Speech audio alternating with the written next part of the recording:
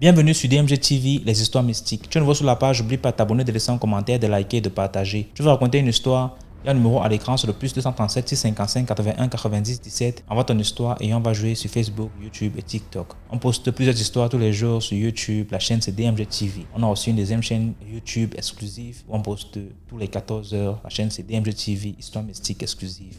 Facebook c'est DMG TV. TikTok c'est DMG TV où on fait les directs tous les mercredis. Les vendredis à 20h00 heure du Cameroun. Donc n'oublie pas de t'abonner sur Facebook, YouTube, TikTok pour ne pas manquer ni les histoires ni les directs. Voilà, ici on poste uniquement les histoires mystiques. Donc si tu as une histoire mystique, n'oublie pas d'envoyer. Ce qu'on fait c'est pour sensibiliser, toujours laisser un like. Merci pour la force. Et donc maintenant on va passer à la première histoire.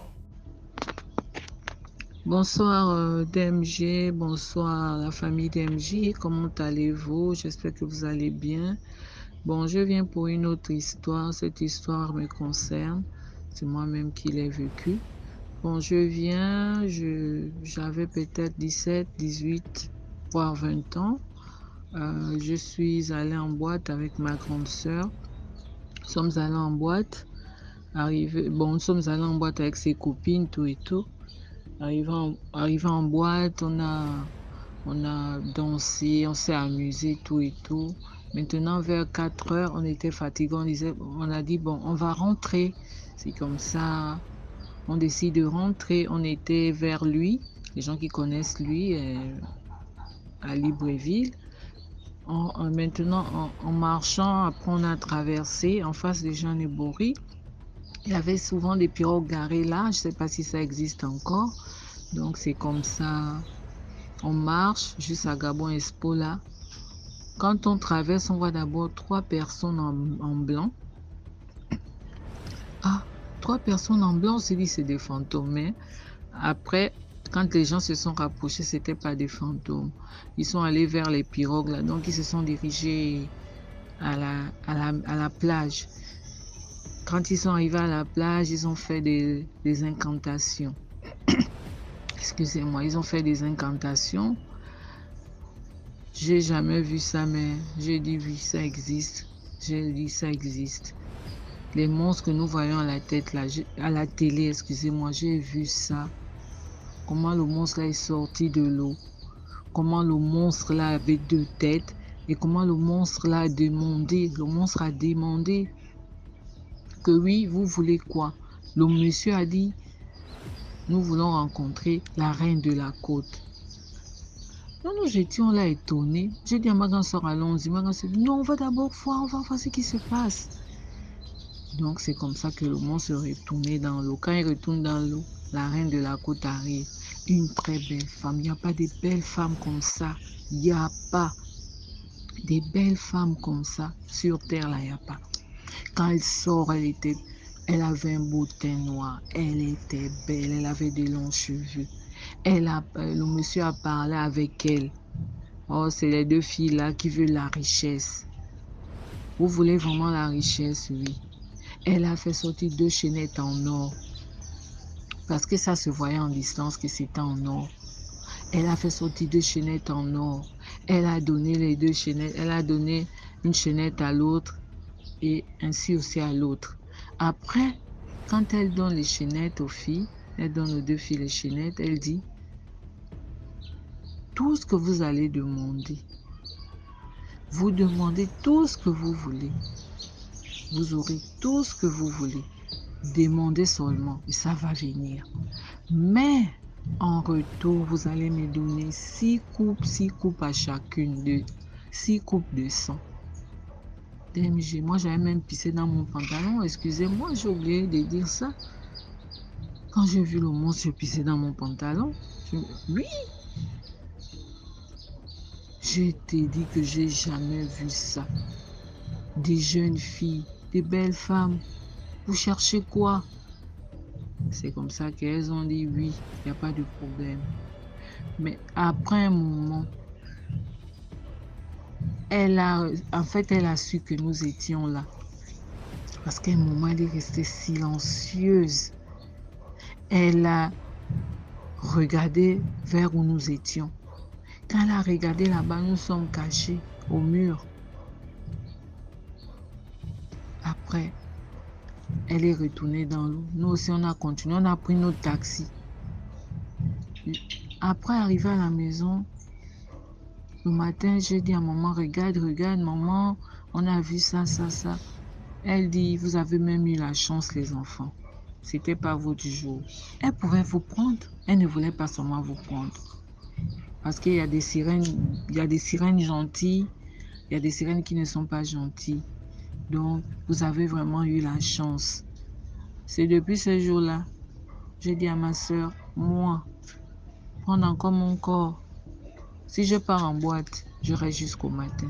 Mais en boîte aussi, il y a des mauvaises choses. Donc, je préfère rester chez moi. Je reste chez moi. Je reste là tranquille, quoi. Donc, je préfère m'amuser là. Si je veux prendre un truc, je vais dans un snack jusqu'à 20h, 21h. Après, je rentre chez moi. Snack bar, c'est tout. Jusqu'à ce que je me suis fixée, je me suis mariée et je suis tranquille, quoi. Bon, merci. Merci à vous. Likez, partagez. Que Dieu vous bénisse. Bisous. Merci beaucoup pour l'histoire. Maintenant, on va passer à la deuxième histoire. Allô, bonjour DMG, bonjour à toute la famille DMG, ici LG à l'appareil. DMG, je viens pour vous raconter cette histoire qui est en train de se passer maintenant. Ça a commencé à longtemps, mais ça continue, cette histoire-là. C'est un monsieur qui était marié à 3 femmes. C'était un instituteur de son état et il a pris 3 femmes.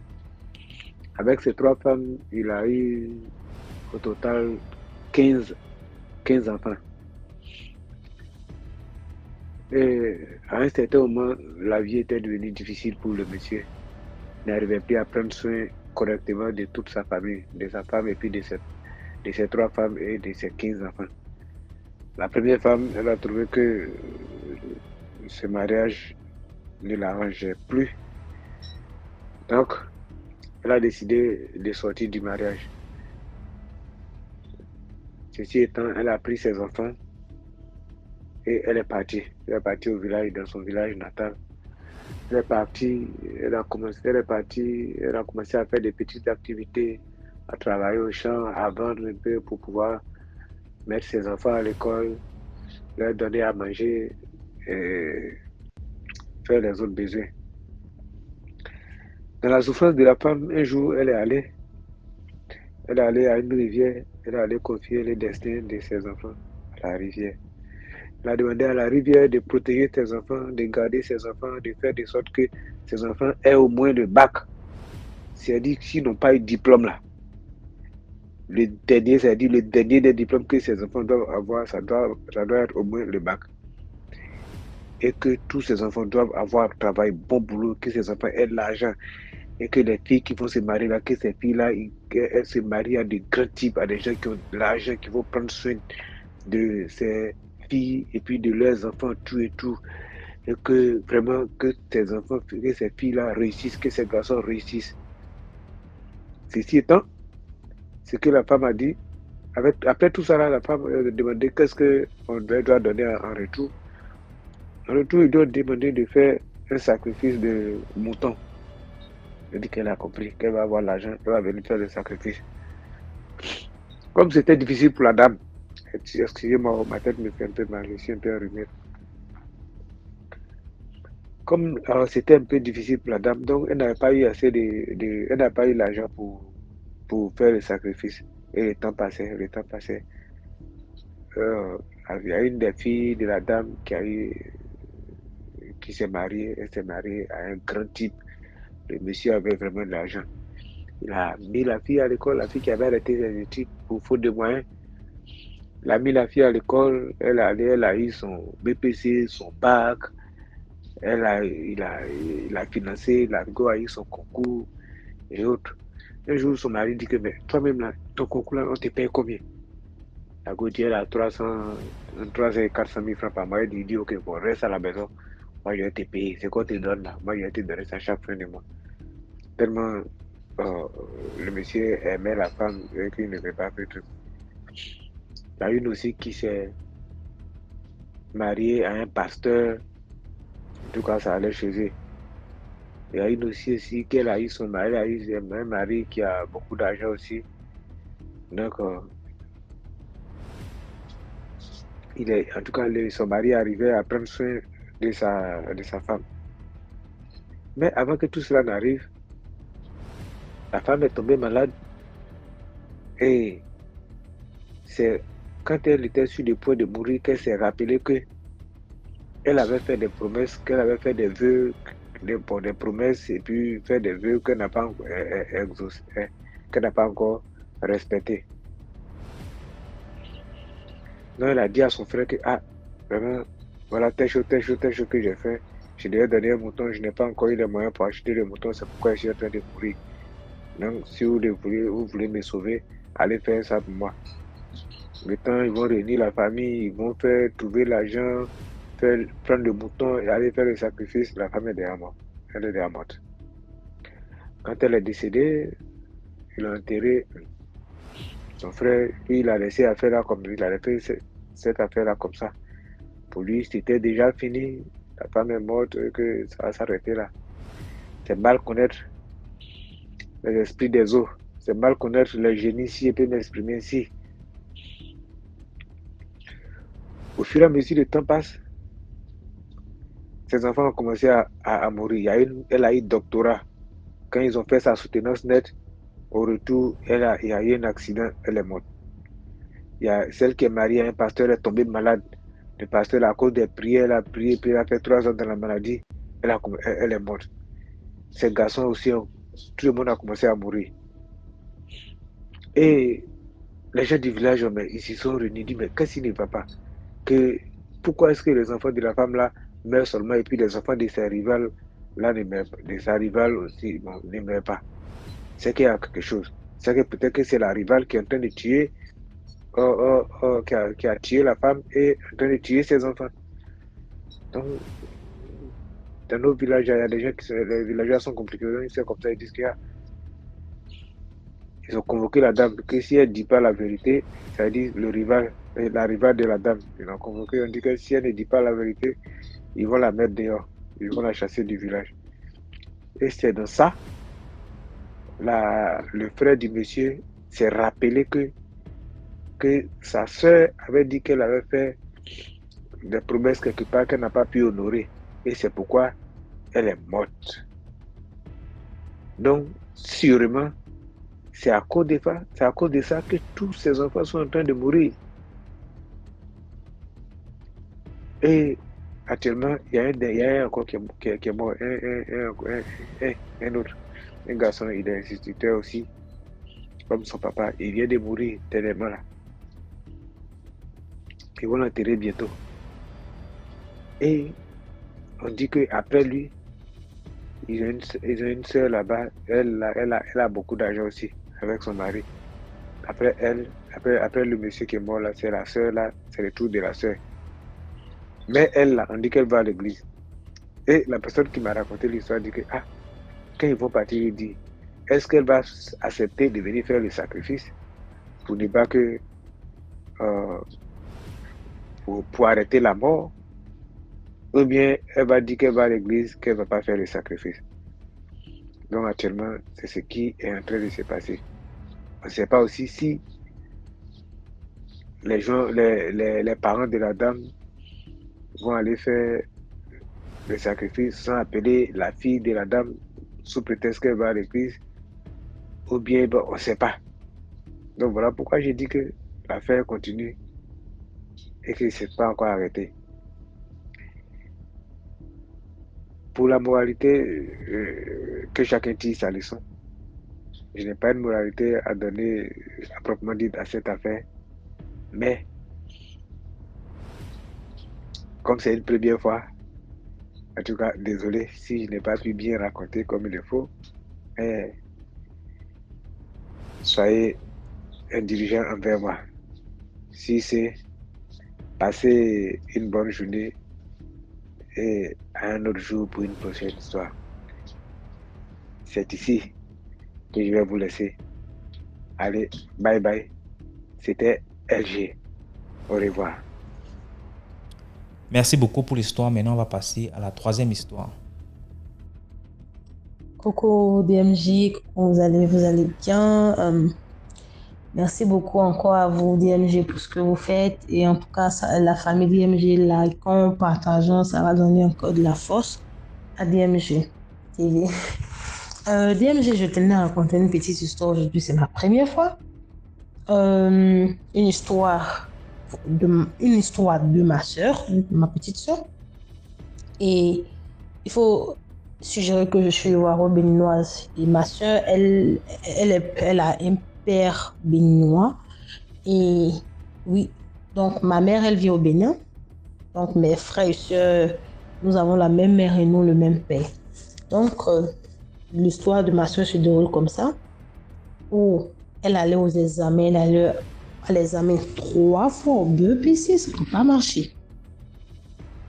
3 fois, ça n'a pas marché. Il faut reconnaître aussi qu'à la même année, quand elle allait à l'examen, on déposait aussi des demandes de visa. Et elle avait eu toujours des refus. Toujours des refus. Pourtant, ses papiers étaient au complet, tout, on ne comprenait rien. Et la 4e année, où elle devait passer l'examen, moi, j'étais à Cotonou, je suis rentrée. Et quand j'arrive à Cotonou, il faut suggérer aussi lorsque ma soeur devait aller tout le temps à l'examen, elle tombait tout le temps malade. Quand la saison des examens arrivait, elle tombait tout le temps malade. Elle ne sait pas pourquoi, elle ne va pas bien. Mais elle ne se sent pas bien à l'intérieur, en fait. Donc, on reste là. Et ma mère, moi, j'étais même à Cotonou, ma mère disait, ah ouais, c'est pas possible, moi, je ne peux pas m'asseoir là. Et puis, voir mon enfant en train de échouer aux examens. D'autant plus que ses frères et sœurs n'échouent pas. Comment se fait-il qu'elle ne fait que échouer aux examens?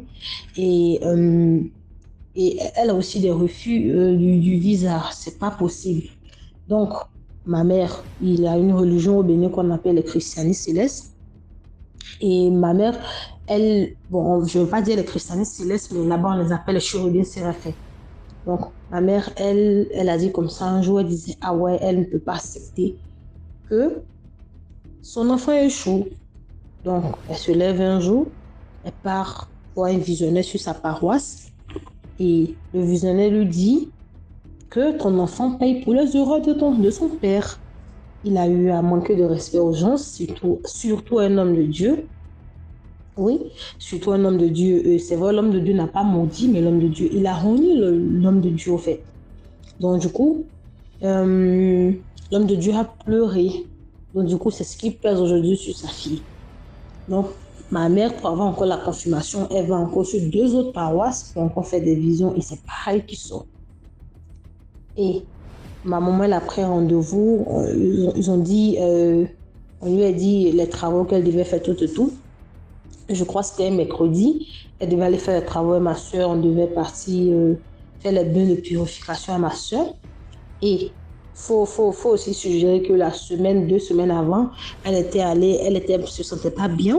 Et elle devait encore composer. L'année là, elle devait aussi, en ce temps-là, elle devait passer le BEPC. Elle avait composé. Et en même temps, on avait aussi redéposé encore la demande de visa. Donc, il y avait tout ceci en attente. Donc, on reste là un mercredi. Ma mère et ma soeur, elles partent. Je crois, en tout cas, c'était la nuit où ils sont partis. Ils sont partis la nuit. Je ne sais pas, aux environs de 20h, 21h, je ne sais plus trop. Parce que, bon, en tout cas, c'était un peu loin. Parce que j'étais restée avec mon petit frère seulement. Donc, ma soeur, elle part. On fait des travaux, on lui fait des travaux. Et je pense que ce qu'elle m'avait dit, quand le visionnaire avait fait des travaux, parce que c'était 2 visionnaires qui ont fait des travaux, ils ont lavé tout. Ils ont fait les bains de purification. Et je crois qu'ils avaient déposé des bougies.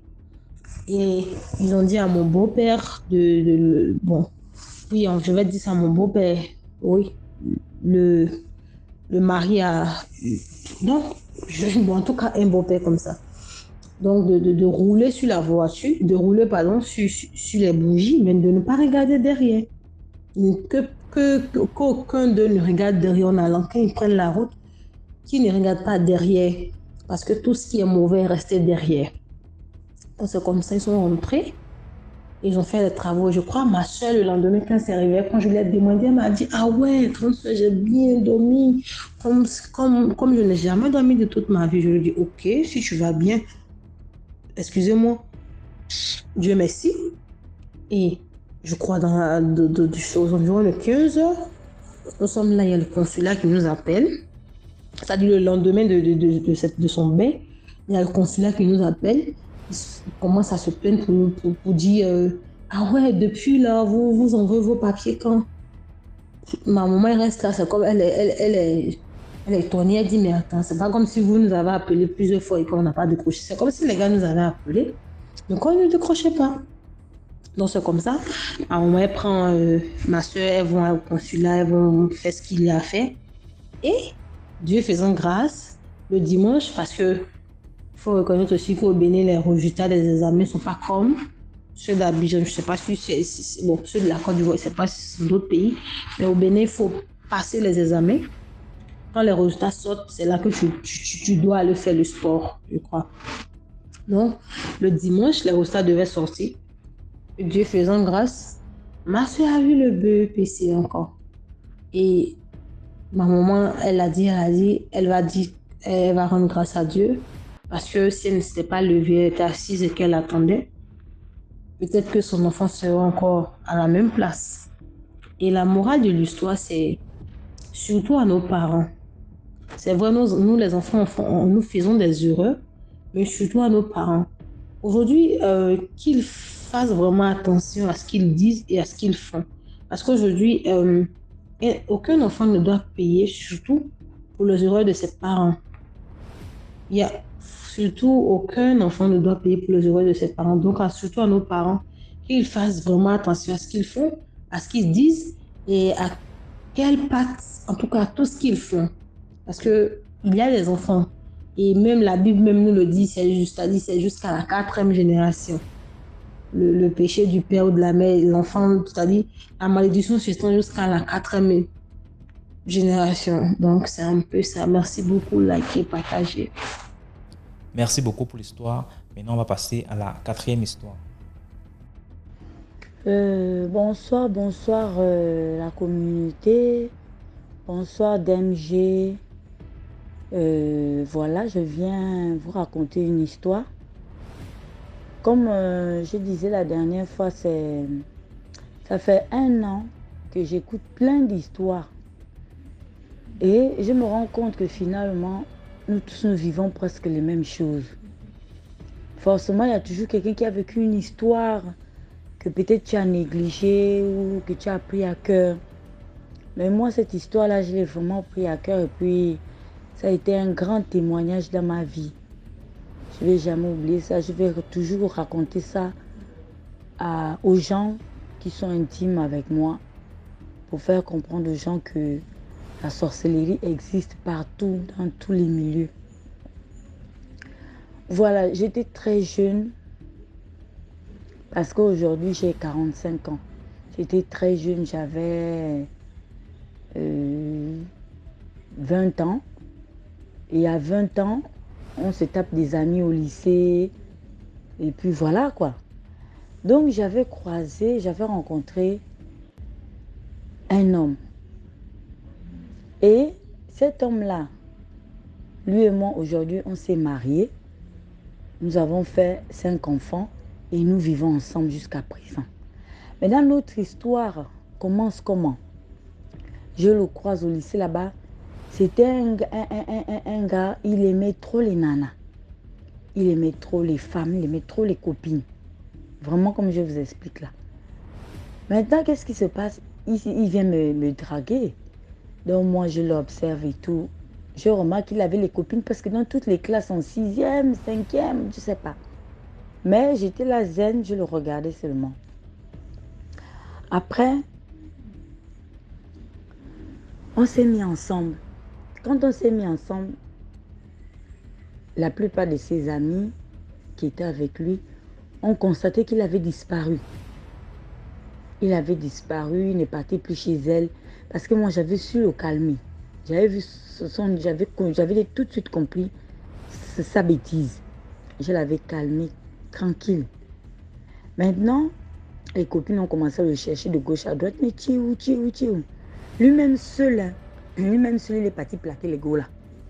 Oh, toi et moi, c'est fini. Oh, toi et moi, c'est fini. Oh, toi et moi, c'est fini. D'autres se sont fâchés, d'autres ont pris ça comme ça. Et puis, voilà. Maintenant, la deuxième étape, c'est quoi? Il est parti me présenter à ses parents, à sa mère, précisément. Donc, j'ai commencé à passer des nuits là-bas chez lui. J'ai commencé à passer des nuits. Avant, c'était d'abord dehors, vous voyez un peu l'âge. J'ai commencé à passer des nuits chez lui. On commençait à sortir, aller au cinéma, plein de choses. Maintenant, quand j'ai passé la nuit chez lui, une fois, j'étais allée passer la nuit chez lui en cachette. Ses parents ne savaient pas. Donc, je dors la nuit.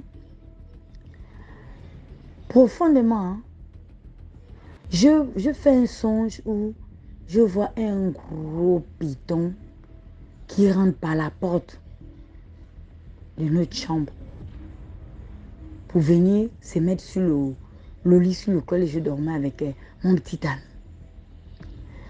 Imaginez-vous un peu la scène là, c'est-à-dire que mettez-vous à ma place, imaginez-vous un peu la scène. Je ne vous fais pas dire la peur que j'avais eue ce jour-là. Le python là était énorme, il était géant, il était gros, grand, long. En fait, il était comme un anaconda. J'avais lancé un cri là. Hein. C'est que quand le gars s'est réveillé, le gars lui-même là, il était même étonné que c'est comment ma chérie, tu cries comme ça. J'ai été effrayée, je me suis mise dans un coin, j'ai sauté du lit avec le drap, j'ai tiré le drap, je me suis mise dans un coin. Lui, il s'est réveillé, il m'a demandé que chérie, qu'est-ce qu'il y a? Je me suis d'abord calmée. Et quand j'ai crié là, ses parents ont entendu comment j'ai crié. Hein. Ils sont sortis, qu'est-ce qu'il y a, qu'est-ce qui s'est passé? Il était obligé d'expliquer à ses parents que non, j'ai amené ma petite amie chez moi. Elle a crié. Après, on a calmé, tout le monde est reparti dormir. Maintenant, il m'a posé la question que qu'est-ce que tu as vu? Je lui ai dit que non. En fait, la première fois, je m'étais d'abord retenue de lui dire. Parce que quand j'avais réfléchi le matin, quand je suis partie à l'école, au lycée, j'ai passé toute la journée, j'étais traumatisée parce que j'avais réellement vu ce gros serpent-là. Et c'était comme si c'était la réalité. Donc moi, je me suis dit que c'était son serpent à lui qui voulait venir se mettre au milieu de nous, qui voulait dormir avec nous. J'ai peut-être fait un mois comme ça, je ne partais pas dormir chez lui, j'avais peur. Il ne faisait que me supplier tous les jours, que allons à la maison, mais qu'est-ce qu'il y a, pourquoi tu me fuis? J'ai dit non, j'ai trouvé des raisons. Après, j'ai plus mon courage à demain, je me suis dit non, je vais y aller quand même encore essayer. Peut-être que c'était juste un cauchemar. Quand je repars, on dort tranquille. La nuit vers les 5 h du matin, c'était lui, 5 h du matin. Je rêve encore, le même python revient. Cette fois-ci, dans le rêve, j'étais figée. Il est rentré, et quand il est rentré dans la chambre, il est venu se mettre sur mon petit ami. Mon petit ami dormait profondément. Il est venu se mettre sur mon petit ami. Mon petit ami n'était même pas dérangé, il dormait. Des choses mystiques en fait. Après, je n'ai pas pu supporter, j'ai encore crié. Non, j'ai lancé un cri là. Non, j'ai failli tomber dans les pommes même, le cri que j'avais lancé là. Le serpent encore disparu, il est reparti. Les parents se sont encore réveillés. Mais qu'est-ce qui se passe et tout et tout. C'est comme ça que sa mère a commencé à me traiter de sorcière. Elle dit non, elle a commencé à parler avec mon petit ami que non, ta petite amie là, moi je comprends pas, c'est une sorcière. Pourquoi à chaque fois qu'elle vient ici, elle vient crier, elle dit qu'elle raconte des choses, moi je ne sais pas. Donc, après mon petit ami m'a demandé, je lui ai dit cette fois-ci la vérité que non, j'ai vu un python. Il m'a dit explique-moi bien. Je lui ai expliqué, On était déjà partis dehors, hein. On était assis au bar. Je lui ai expliqué, je ne voulais pas parler dans la maison. Le gars était là, il me regardait. En fait, il ne savait même pas quoi dire. Sûrement, il me prenait pour une dingue. Mais pourtant, c'était la vérité. Parce que lui-même, il ne voyait pas ça. Mais moi, j'étais venue voir ça. Parce que j'ai la tête ouverte de nature. C'est comme ça que sa mère a commencé à me voir bizarre dans la maison. Elle a commencé même, je ne sais pas quoi. S'il faut même le dire, elle a commencé à me détester. Donc, les années sont passées. Je rêvais toujours le python là, mais je ne sais pas. Je négligeais. Je me disais que non, je ne sais pas. Ou bien le python là m'avait embobiné pour que je n'en parle pas, je ne sais pas. En tout cas, c'est comme si j'étais déjà habituée à vivre aussi avec lui. C'est comme ça que j'avais remarqué que je ne faisais pas d'enfant. Et je ne faisais pas d'enfant, pourquoi? Parce qu'à chaque fois que je contractais une grossesse, Dès que j'ai 1 mois de grossesse ou 2 mois, le fœtus sortait. À chaque fois que j'avais un retard, le fœtus sortait. Parce que mon petit ami commençait à me demander que mais il faut qu'on fasse déjà un enfant. J'avais déjà 22 ans. Tout le temps. Et lui-même, il voyait comment les retards sortaient. Je l'expliquais.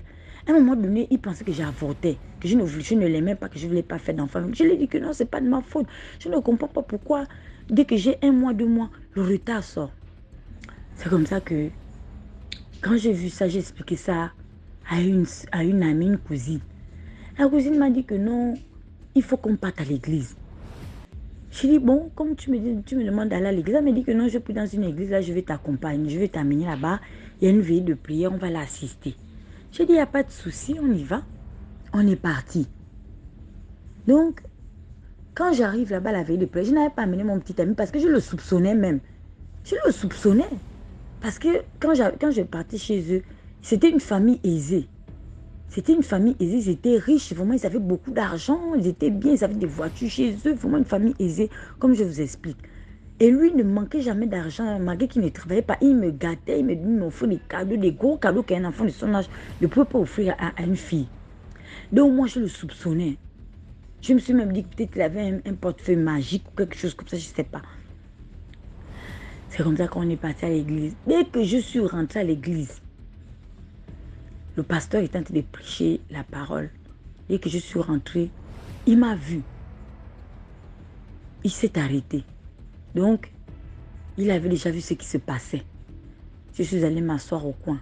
Après la fin du culte, il m'a appelé. Il m'a dit, madame, je voulais déjà partir. Il m'a dit, madame, venez. Je suis venue, je me suis assise. Il m'a dit, qui t'a amené ici? J'ai dit, non, c'est ma copine, j'ai montré. Ah, c'est toi qui l'as amené ici, ok. Il m'a dit, non, je te vois avec...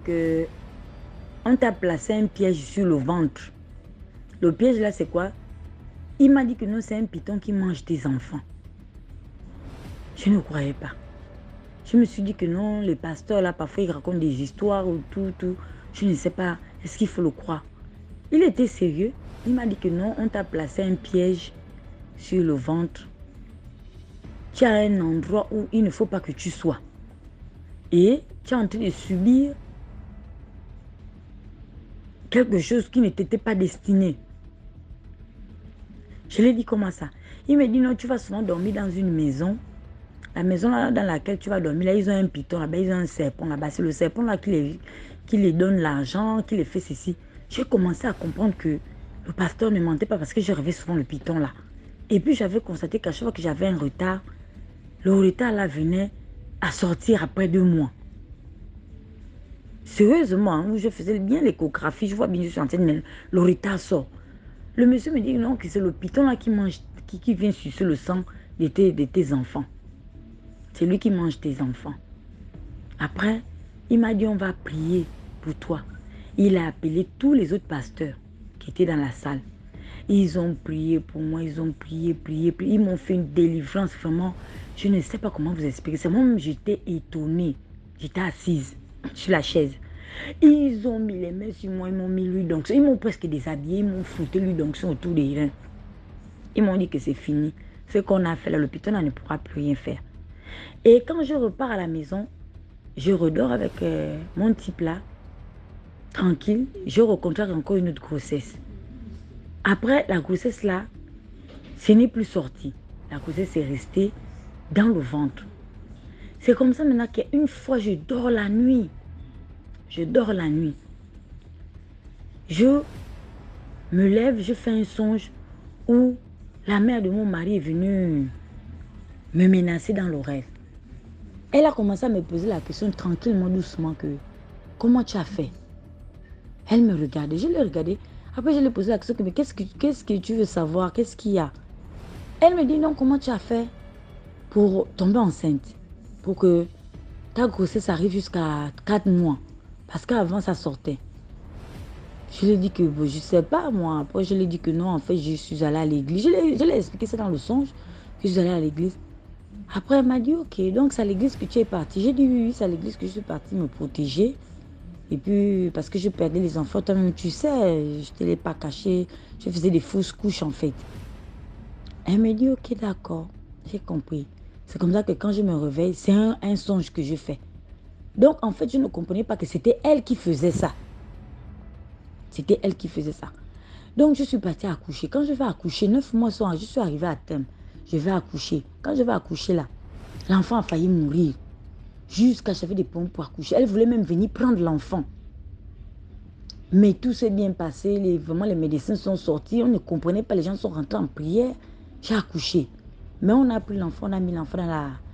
On a réanimé l'enfant parce que l'enfant était déjà étouffé. L'enfant a failli mourir. Moins un enfant mourait. Je ne comprenais pas. Après, je suis sortie de l'hôpital. Quand je sors de l'hôpital, mon mari, mon type là me dit que non. Comme tu viens de me faire un enfant, moi, toi et moi, on va se marier. Ah bon? On se marie déjà? Il me dit oui, on va se marier. Tu m'as fait un beau bébé, voilà, et tout ça là, je vais expliquer à mes parents. Quand elle était dit ça à ses parents, je vous jure que toutes les colères de sa mère sont tombées sur moi. Elle me détestait maintenant dans la maison. Quand j'arrive, elle faisait semblant de rire avec moi, mais elle me détestait maintenant. Moi, je ne comprenais pas, mais j'ai laissé tomber, ce n'était pas mon problème. Maintenant, je remarque que le monsieur ne fait que renvoyer maintenant le mariage. On a renvoyé le mariage là pendant 10 ans. Ce que je vous raconte là, on a renvoyé le mariage là pendant 10 ans. On ne faisait que renvoyer, on va se marier l'année prochaine. On renvoie. Et pendant les 10 ans là, je ne fais qu'accoucher. Je ne fais qu'accoucher jusqu'à ce que je me suis retrouvée avec 4 enfants de lui. On était là, on vivait toujours. Le mariage toujours renvoyé. Donc c'était mystique. Voilà comment un matin, je croise encore une autre amie. L'amie là, malheureusement, elle m'a amenée chez un tradipraticien. Elle me dit que non, on va partir chez un tradipraticien parce que je ne comprends pas pourquoi ton mari renvoie le mariage là toutes ces années. J'étais même découragée, j'ai dit non, ça va. Elle m'a dit non, allons, c'est rien, tu ne vas pas là-bas pour tuer quelqu'un, tu vas juste lancer les courriers, tu vas demander, tu vas chercher à savoir. Elle m'a dit que quelqu'un ne peut pas rester comme ça, il faut toujours piocher dans ta vie. Peut-être que quelqu'un est dans cette histoire-là. Allons, elle ne faisait que me dire ça tous les jours, à chaque fois qu'on se retrouvait. Elle me parlait toujours de ça, Jusqu'à ce qu'un jour, j'ai dit, bon, allons. Donc, elle connaissait quelqu'un, un marabout, un Sud-Africain, qui ne s'amusait pas. Elle m'a amené chez lui, elle me l'a présenté que non, voilà, ça c'est ma copine. Je veux que tu pioches un peu dans sa vie parce que, oh, le gars a crié. Le gars a dit, mon Dieu. Mais là où tu habites là-bas, tu as l'habitude de rêver les serpents. J'ai dit oui depuis des années que je suis avec moi. Il me dit, mais c'est ta belle-mère? Il me dit, c'est ta belle-mère. Il me dit que si tu ne vas pas à l'église, comme tu es venu ici, c'est bien. En tout cas, on va essayer de voir de quel côté tu vas arranger ça. Mais il m'a dit que si tu ne te lèves pas, tu ne vas jamais te marier. Parce que c'est son mari de lui. Comment ça? Il me dit que oui. Quand elle rentre souvent dans la porte, quand tu vois souvent le serpent la rentre dans la porte là, elle rentre souvent dans la chambre pour aller faire l'amour avec son fils. C'est sa femme de nuit. Mais le fils ne sait pas. Le fils ne sait pas. C'est pourquoi il est volage comme ça. Il aime toujours les femmes dehors. Mais lui-même, il ne sait pas. Comment ça? Le gars m'a dit que même tu n'as pas remarqué que tu perdais souvent les enfants. J'ai dit si. J'ai dit mais comment tu as su? Il m'a dit que oh, mais je vois ça. Je vois. Il m'a expliqué que c'est mon travail. Je vois ça sur le miroir. Il m'a dit que mais je ne sais pas comment tu as fait pour résister. Mais tu es vraiment fort, tu as un esprit fort. Parce que depuis tu serais déjà même morte. Il m'a dit que non, le serpent là, vraiment t'a fait souffrir. Le serpent là a mangé tous tes enfants. Il m'a dit que c'est un serpent qui garde dans leur maison. Le serpent là leur fournit de l'argent et la richesse. Donc il faut nourrir le serpent. Donc le serpent a l'habitude de faire l'amour même à ses soeurs. Même à lui-même, le serpent là les touche tous dans la maison. Mais comme toi tu es venu là, le serpent ne peut plus bien rentrer dans la maison, dans la chambre du gars. C'est pourquoi la maman a souvent des collègues bizarres. Tu ne vas pas remarquer là les collègues bizarres? Oui, je dis si. Il me dit, mais c'est elle qui fait ça. Maintenant, je lui ai dit, mais qu'est-ce que je dois faire? Il me dit qu'il n'essaye même pas de dire ça à son fils. Si tu dis ça à son fils va dire que tu veux venir le séparer de sa mère. Mais dis même pas ça. Il m'a dit que garde ça pour toi, mais on va régler le problème de la femme là. Il m'a dit, non, je vais te donner quelque chose que tu vas faire. Il me dit que la nuit, elle va venir ce soir-là même. Je la vois là, elle va venir ce soir. Elle va rentrer encore dans la chambre pour vouloir venir faire l'amour encore avec ton mari. Et c'est à cause de ça que ton mari repousse le mariage. Il ne peut pas se marier avec toi. Parce qu'il a déjà la femme mystiquement. Donc, toi, tu devais seulement rester là pour faire les enfants. Après, un matin, vous devez vous séparer. J'ai tremblé, tout le corps, j'ai tremblé. Ma copine était dehors, elle ne savait même pas ce qui s'est passé. J'ai dit au marabout là qu'il ne faut pas expliquer ça à ma copine parce que je ne voulais pas qu'elle sache. Il m'a dit non, il n'y a pas de problème. Après, il m'a dit non, je vais te donner une amulette. Tu vas aller dormir avec ça la nuit. La nuit, quand elle va rentrer dans la chambre, tu la verras. Et demain, tu reviens me dire ce qui va se passer. J'ai pris l'amulette. Il m'a dit que non, quand tu arrives à la maison, n'ouvre pas. Hein. Il m'a dit, venez pas ouvrir. Il a mis ça dans un tissu. Il avait enveloppé ça dans un tissu. Même là, je prenais un risque. Parce que je me suis dit que si je veux ouvrir ça, j'amène ça dans ma maison. Est-ce que je ne vais pas mourir? Il m'a dit, non, prends seulement ma main. Je sais ce que je fais. Je vais la piéger. Ce soir-là, tu vas l'attraper. Parce que quand elle vient souvent dans votre chambre là-bas, elle vient toujours en cachette. Parce que toi, tu ne vampes pas. Tu ne la vois pas. Ton mari aussi ne vampe pas. Vous ne la voyez pas. Mais c'est elle qui vampe seule dans la maison. D'accord. J'ai pris la lunette, je suis rentrée. Ma copine m'a demandé, mais qu'est-ce qui s'est passé? J'ai dit à ma copine que non, c'est une histoire vraiment, c'est mystique. Voilà, je n'ai pas tout dit. Parce que je me suis dit qu'elle devait même amener ça partout chez les autres amis. Et ça devait arriver peut-être aux oreilles de la belle-mère. J'ai caché ça pour moi. Plus que la pauvre, je n'ai même pas dit ça à mon mari. Je suis venue, je fais comme si rien n'était. Je suis rentrée dans la chambre. Il m'a dit que quand tu arrives, la nuit, tu mets ça sous le lit. Il me dit, tu vois le matelas, non, le matelas sur lequel vous dormez là. Il m'a dit que tu mets ça là-bas en bas. Il m'a dit que quand elle va venir la nuit là, tu vas l'attraper. Ce qui va se passer cette nuit là, c'est là où elle va arrêter sa sorcellerie là.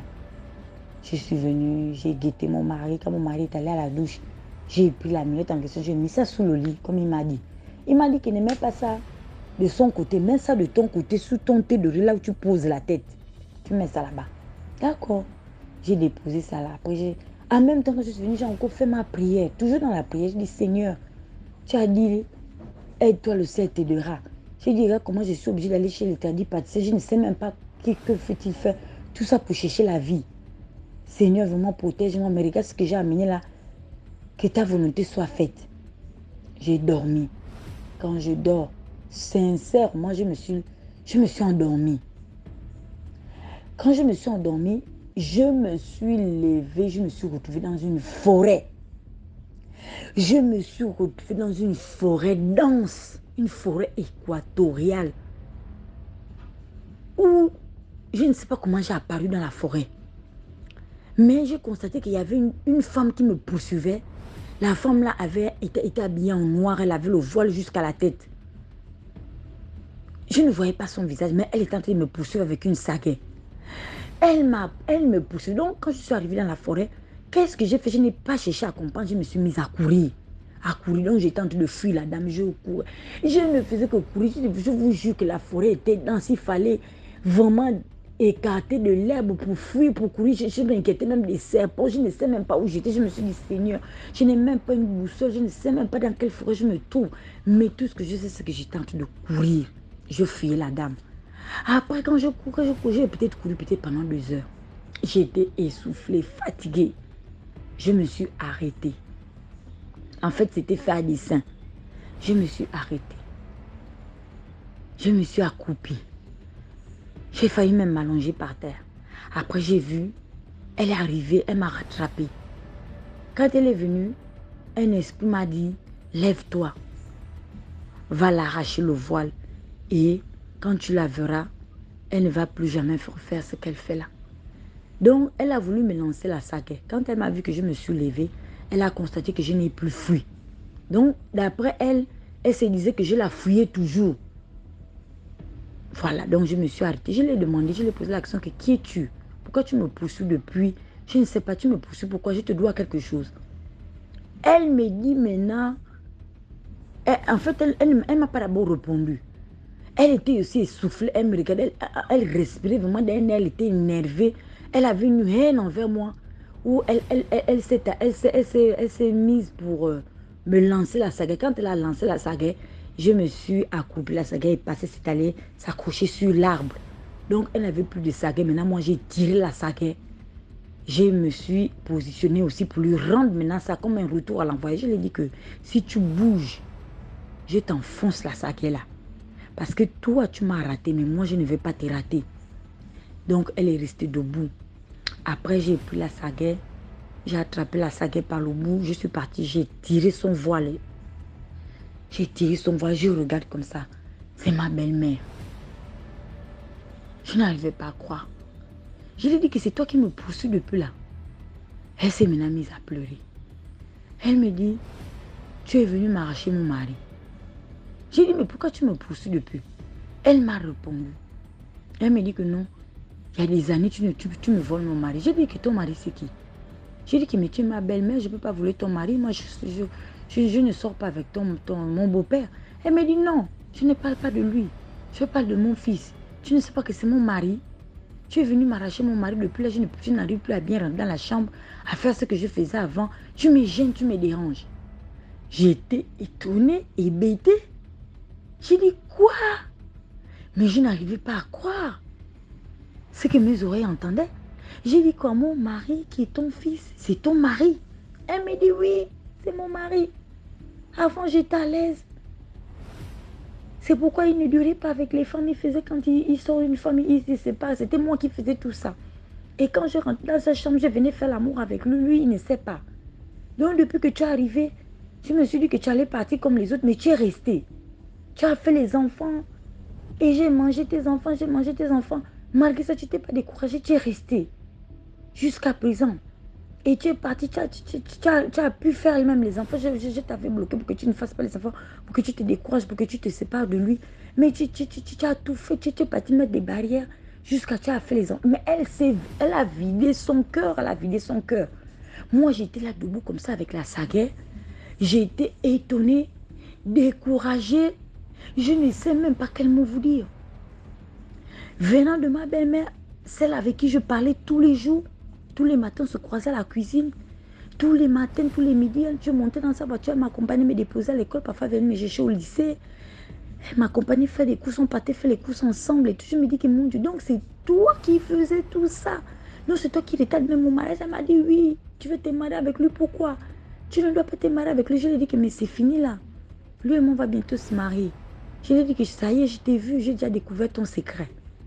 Et c'est comme ça que je l'ai menacée dans le rêve. Elle voulait venir encore maintenant m'attaquer. J'ai pris la sagaie. Je me suis positionnée pour la lui lancer. Et j'avais calculé son cœur, sa poitrine. Je lui ai dit que si tu bouges, je te tue. Je lui ai dit si tu bouges, je te tue sans pitié. Parce que tu m'as fait souffrir pendant des années. Je lui ai dit tu vas mourir ici. Et elle savait que ce que je lui disais là, c'était vrai. Elle avait vu ma rage, mon visage, mes yeux, comment je la regardais dans le rêve. Je lui ai dit que si tu t'amuses avec moi, je vais te tuer. C'est comme ça qu'elle s'est assise par terre. Elle n'avait plus que ses yeux que pour pleurer. Elle a pleuré, pleuré, pleuré, pleuré, pleuré, pleuré. C'est comme ça que je lui ai dit que non, on repart au village. On repart à la maison. Mais je lui ai dit que si tu t'amuses à faire l'erreur de venir encore recommencer ce que tu fais là, je lui ai dit que je te tue.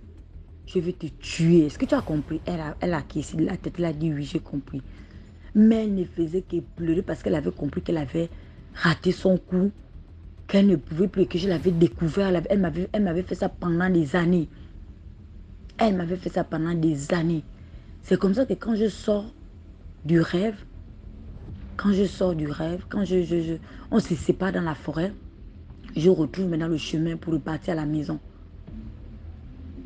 Après, quand je me lève, c'était le rêve. C'était un rêve. L'amulette en question que j'avais mis sur le thé d'oreiller, le marabout m'avait dit que va, tu mets ça sur le thé d'oreiller. Quand elle va venir le soir, tu la verras et puis vous allez vous parler. Il faut qu'elle arrête ce qu'elle fait.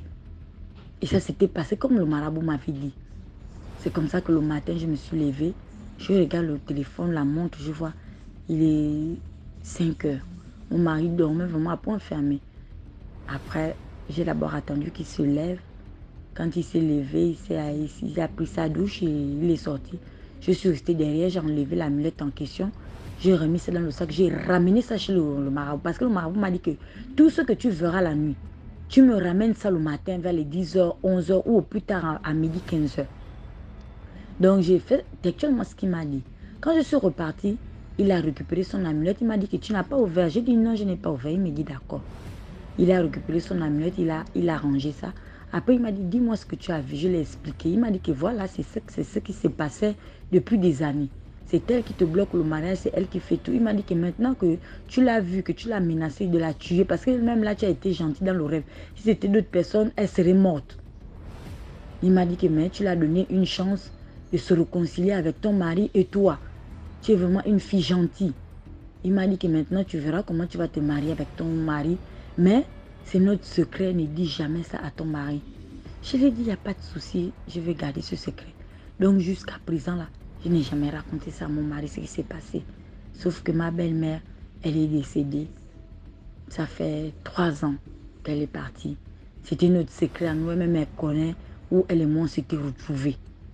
Voilà, c'était un peu ça pour dire aux hommes que quand vous voyez vos mères vous collent dans les maisons, vos mères sont là, vous faites des femmes en femmes, vous changez des femmes, vous vous mariez pas, vous restez dans les maisons familiales pendant des années. Sachez que parfois c'est pas simple. Ce sont vos propres parents, soit vos pères, soit vos mères qui vous font ça. Donc il faut toujours piocher dans sa vie, il faut toujours chercher à aller à l'église, aller faire des prières, il faut toujours prier pour briser tout ça là. Parce que quand on vit avec les gens, ce sont nos propres parents, malheureusement, qui nous font du mal dans les maisons. Allez, bonne soirée s'il fait soir, bonne journée s'il fait jour. À la prochaine, Inch'Allah. Merci beaucoup pour l'histoire. Maintenant, on passe à la 5e histoire. Bonjour les dames, j'espère que chacune de nous se porte bien de son côté. En fait, mon voice, c'est une sorte de sensibilisation pour une fois de plus attirer l'attention de nous les mamans envers nos enfants.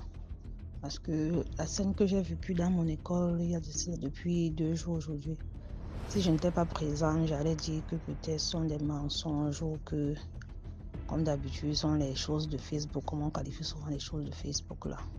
Mais ici, je l'ai vécu en direct. Bon, l'histoire commence mercredi. Mercredi, apparemment, pendant la pause de 10 heures, les enfants sont sortis comme d'habitude en train de jouer dans la cour de récréation. Ils ont un jeu qu'on appelle le jeu police. Enfin, c'est hier que moi aussi je découvre le nom de ce jeu. Jeu police, je ne sais pas si la faute que tu commets et puis ton camarade te gifle. C'est hier que je découvre tout ça. Donc, pendant dans le jeu, il y a les enfants de la classe du CE2 qui sont en train de jouer ensemble. Un groupe de petites filles. Pendant le jeu, donc, une a giflé sur sa camarade. Ce sont les enfants de tranche d'âge 7, 8, 9 ou 10 ans, dont la plus âgée a 10 ans. Celle-là a giflé sur sa camarade. Sa camarade a commencé à suffoquer. Ils ont ramené donc leur amie vers la maîtresse qui est de service. Elle a essayé de calmer un peu la petite. Jusque-là, l'enfant n'était pas très bien. Quand l'heure de retour arrive, donc la petite rentre chez elle. Ça nous attire même pas l'attention de grand monde. Et on s'est dit que comme après, peut-être c'est l'effet du soleil, après ça va passer. Quand on revient à l'école le lendemain, les enfants se mettent à parler. Comme nos tout petits là, ils sont toujours en train de parler. Oh madame, la petite qu'on a giflée hier là, elle est en train de devenir folle. Elle parle seule, elle vise les cailloux aux gens. On a dit aux enfants là qui arrêtez un peu, c'est quoi, vous dites quoi comme ça là? Ça ne se dit pas. Elle est devenue folle comment? Poussez là-bas, allez avec vos histoires là. On a essayé de réprimander les enfants. Ils sont restés tranquilles, mais entre eux là, les commentaires allaient de bon train. Ils ne faisaient que dire, donner la même version. Nous sommes en classe, donc on voit la petite qu'on a giflée arriver avec ses parents. Elle était accompagnée de son papa, sa maman, c'était peut-être un groupe de 5 personnes plus l'enfant. Ils arrivent donc, ils se dirigent vers le bureau du directeur. Ils expliquent le problème que depuis hier que leur petite fille est rentrée, ça ne va pas, ils ne comprennent rien. Donc l'enfant suffoque, l'enfant raconte des choses, elle dit qu'on la poursuit, que voilà ses camarades qui sont en train d'arriver, ils sont en noir avec un cercueil, ils essayent de la mettre dans le cercueil. Apparemment même toute la nuit, elle n'a pas dormi.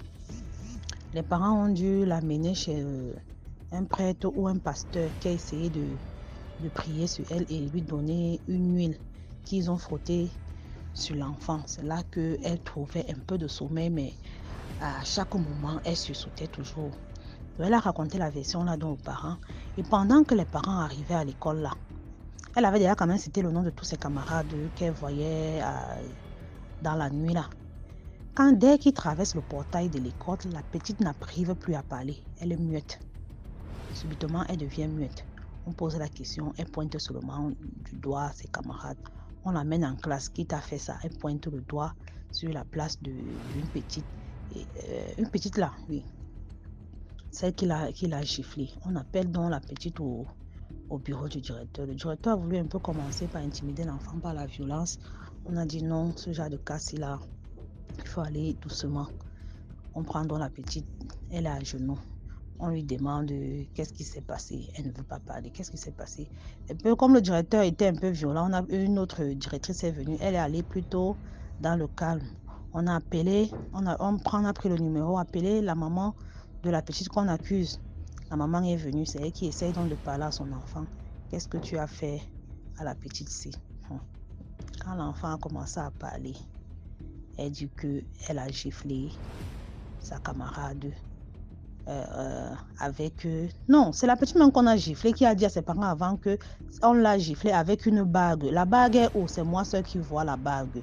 Et elle t'a giflé comment? Et quand on l'a giflé, après ça l'a dosé à la poitrine. C'était comme si c'était une latte. Donc personne ne voit la latte. C'est elle seule qui voyait la latte là avec ses camarades. Là, on demande à la petite, tu as giflé pourquoi? Elle dit parce que je voulais... elle me dérangeait. Qui t'a envoyé faire ça? C'est grand-père. Et au fur et à mesure où on pose les questions, on se rend compte que la petite en question qui a giflé a déjà initié ses camarades de classe au nombre de 10 dans sa sorcellerie. Tu les as initiés comment? À travers le pain. Qu'est-ce que tu as mis dans le pain? Grand-père m'a donné une viande que j'ai chargée dans le pain, j'ai donné à mes camarades. Tu leur as donné pourquoi? Pour qu'ils me suivent. Comme ça, là, ils vont m'aider à tuer mon petit frère et ma mère. Quand l'autre petite veut parler, sa bouche est complètement fermée. Quand elle est devenue muette, c'était avec les gestes qu'elle parlait. Dans le bureau du directeur, elle pointe le doigt, le mur, elle pointe. C'est là qu'on a eu la présence d'esprit que peut-être on peut la ramener hors de la clôture. Dès qu'on traverse la clôture, on ressort avec l'enfant. Dès qu'on traverse la clôture, l'enfant recommence encore à parler. Elle raconte donc tout. Comment ceux-là sont dans le bureau du directeur là-bas à l'instant, ils l'empêchent de parler, ils sont au nombre de 4 avec un cercueil noir, même le grand-père de l'autre là est là. On a donc renvoyé l'affaire aujourd'hui à l'école. On a convoqué les parents des 10 autres enfants qu'elle a initiés puisqu'on ne pouvait pas parler avec les enfants là sans la présence de leurs parents. Aujourd'hui là, les parents donc sont arrivés, la maman de la concernée dont je vais dire, je ne sais pas si c'est un abus de l'appeler la sorcière en chef. Et une de ses tantes, elle s'est encore mise là. Elle a raconté tout ce qu'elle a fait. Je lui ai donné du pain. Grand-père a dit ceci. Et pendant qu'on parle, elle dit que grand-père là, il me menace que si je parle, il va me tuer, je vais mourir. Et parmi sa maman est venue avec une de ses sœurs. Sa sœur là, apparemment aussi est pasteur. C'est elle qui voyait. Elle dit non, parle. Tu as fait comment? Elle relatait tout. Jusqu'à présent, mon corps, s'il a fait comme si... il n'en revient pas. Donc, les choses qu'on dit souvent où le dehors est mauvais, là, c'est vraiment mauvais. Sa tante lui dit donc que tu fais ça pourquoi? C'est grand-père qui me dit de faire. Il te dit ça toi aussi tu parles et que s'il a dit que si je n'obéis pas, c'est moi qui va mourir. Et hier, quand on disait donc libère donc ta camarade pour qu'elle parle, elle a accepté. Elle s'est retournée. Elle tournait son doigt comme si elle tournait une bague. Nous, on ne voyait pas, mais elle disait qu'il y avait la bague sur son doigt. Quand elle a fini de tourner dans la bague sur son doigt, là, sa camarade a recommencé à parler. Mais ce matin, les parents de l'enfant reviennent et disent que l'enfant n'a pas dormi la nuit, que l'enfant ne faisait que dire que la voilà, elle est là. Ils sont deux, ils sont encore venus me chercher. Et effectivement, quand on demande à la petite, tu es encore partie là-bas, tu as dit que tu l'as libérée, non? Elle dit oui, je l'ai libérée. Mais pourquoi elle dit encore qu'elle te voit elle t'a vu la nuit? Elle dit que c'est grand-père est venu me dire dans les rêves que qu'on rentre encore là-bas, la menacer. Tu es partie, oui. Tu as trouvé, elle faisait quoi? On a trouvé, elle dormait. Et qu'est-ce que tu lui as fait? On voulait seulement l'effrayer. une de ses tantes disait, ok, tu as initié tes camarades. Elle dit oui, tu peux retirer ce que tu as mis sur chacun des enfants. Elle dit oui, je peux. Elle appelait donc ses camarades par ordre. Donc, c'est déjà un fief. Et maintenant, il y a un ordre hiérarchique. C'est elle, la sorcière en chef, et elle a les adjoints. Donc, elle les appelait par ordre hiérarchique. Elle retirait. Quand elle passait devant là, elle appelle le nom de l'enfant. Telle personne vient. L'enfant vient. Sa tante lui demande, tu as mis où? Et j'ai mis dans le ventre. Retire alors. Elle tire elle touche la partie du ventre. Elle fait comme si elle tirait quelque chose. Elle lance dans l'espace. Sa tante lui dit là-bas que, oh, comme tu lances là, dis que je lance dans un terrain ou c'est quoi là, pourquoi ça n'attrape pas quelqu'un d'autre. Donc moi, j'étais là. Si je pouvais fuir la salle de classe là, je devais seulement fuir parce que moi, je n'ai jamais vu quelque chose comme ça. Elle l'a retiré. Un à un, jusqu'à elle a dit, j'ai tout retiré. Et pendant qu'elle retire comme ça, elle regarde derrière sa tante. Sa tante lui dit que tu regardes quoi? Grand-père est là. Il est là, il est où? Il est derrière. Il dit quoi? Il a dit que tu n'interviens pas dans ses affaires. Sa tante lui dit que dis à ton grand-père là que lui-même il me connaît. Non, je ne parle pas avec les sorciers. Je veux le brûler avec le feu. Donc elle a fait comme ça. Elle a retiré. Après elle a dit, c'est fini. Sa tante demandait donc aux parents des 10 enfants initiés là, de ne pas dormir. Dirigez-vous vers les pasteurs ou vers les prêtres pour qu'ils prient pour vos enfants. Parce qu'à l'étape-ci là, ce n'est pas une affaire de marabout ou quoi. Et la décision a été prise à l'école qu'on doit retirer l'enfant de l'école parce que on ne sait pas si elle va sortir de la sorcellerie là. Si peut-être elle a échappé, les autres ont échappé, Dieu a décidé de les exposer. On ne sait pas si elle va encore continuer à propager sa sorcellerie dans toute l'école. Donc, l'histoire là me traumatise depuis hier parce que je n'avais jamais vu quelque chose comme ça. Juste pour attirer l'attention des unes et des autres. Prions pour nos enfants, vraiment. Parce que quand les enfants là sortent, on ne sait pas ce qui se passe. La petite qui a été giflée là, c'est justement, apparemment, sa maman, c'est une femme de prière. Donc, elles ont essayé là-bas. Ça les a bousculés. C'est là où ils ont tous été, le cercle là a été dévoilé comme ça. Dans son cercle là, c'est 10, ils sont 10. Il y a 2 garçons et 8 filles, avec elle-même le commandant en chef. Donc depuis hier là, c'est le problème de sorcellerie là. Ce qui fait que même les directeurs, les maîtres, chacun venait seulement demander, tu m'as aussi touché. Elle a dit non. Elle a seulement fait ça avec ses camarades parce que son grand-père lui a demandé de recruter les gens qui vont l'aider à tuer son petit frère et sa maman. Donc, je voulais un peu partager ça toujours pour attirer notre attention que quand on écoute les histoires là, ce ne sont pas les montages. C'est vraiment la réalité. Donc, c'est un peu le résumé. C'est long et j'ai sauté beaucoup d'étapes parce que si je commence, le voice là peut avoir même 30 minutes. C'est juste une façon de nous sensibiliser. Un peu ça. Merci beaucoup pour l'histoire. Maintenant, on passe à la 6e histoire. Je vais encore te conter une autre histoire. Cette histoire-ci s'est passée en 2015. J'étais couché donc j'étais couché dans ma chambre. Je suivais la radio DMG. J'ai vu quelqu'un traverser le mur. Il dit, je ne suis pas endormi. Il dit, je vois quelqu'un traverser le mur. La personne entre dans la chambre. Maintenant, la personne n'a pas le corps humain. La personne, ce qui forme son corps, c'est une fumée noire. La personne est venue m'étrangler. Après, j'ai prononcé un nom que jusqu'à aujourd'hui, je ne sais pas quel nom j'avais prononcé. La personne a disparu. C'est comme ça qu'il commence à prier. DMG, en priant, un sommeil me prend. Quand le sommeil me prend, je me vois debout. En même temps, je me vois couché sur le matelas. Il dit que, ok, ça c'est quoi? Le même truc, la même personne a apparu. Je commençais à dire au nom de Jésus, au nom de Jésus, au nom de Jésus. L'esprit là a soulevé la main comme ça là. Je suis allé doser mon corps au mur. Je suis entré dans mon corps. Sur le champ, je me suis réveillé. Je dis ça c'est quoi? D'ailleurs, je suis tombé aveugle. Je dis sur le champ, je suis tombé aveugle, je ne voyais plus. Je me lève comme je connais. Tu sais que quand tu es dans une maison, tu connais, même si les yeux sont fermés, tu connais où mettre le pied pour arriver dans telle place. Comme ça, il marche, j'arrive dans le salon de ma mère. Ma mère, tant qu'elle prépare la nourriture pour l'anniversaire de mon grand frère. Je dis à ma mère que maman, je suis aveugle, je ne vois plus. Elle me dit que tu ne vois pas que je suis en train de préparer la nourriture de ton grand frère. Je dis que la nourriture est plus importante que mes yeux en criant. C'est comme ça que le premier garçon de chez nous sort.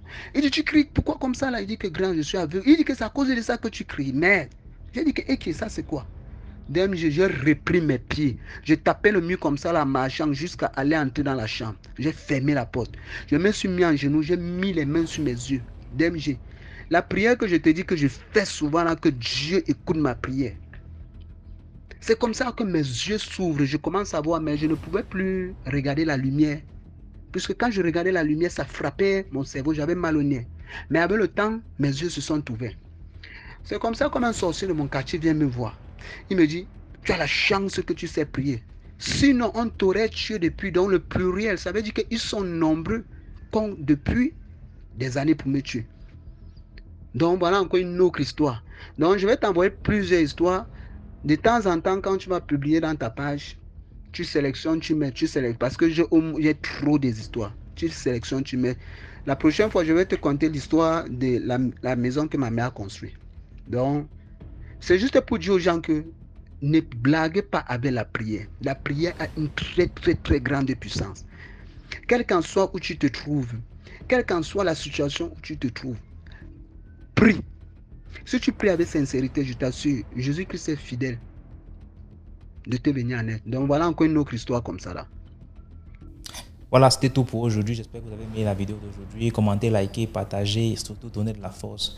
Partagez dans tous les groupes WhatsApp, tous les groupes Telegram, Facebook et ainsi de suite.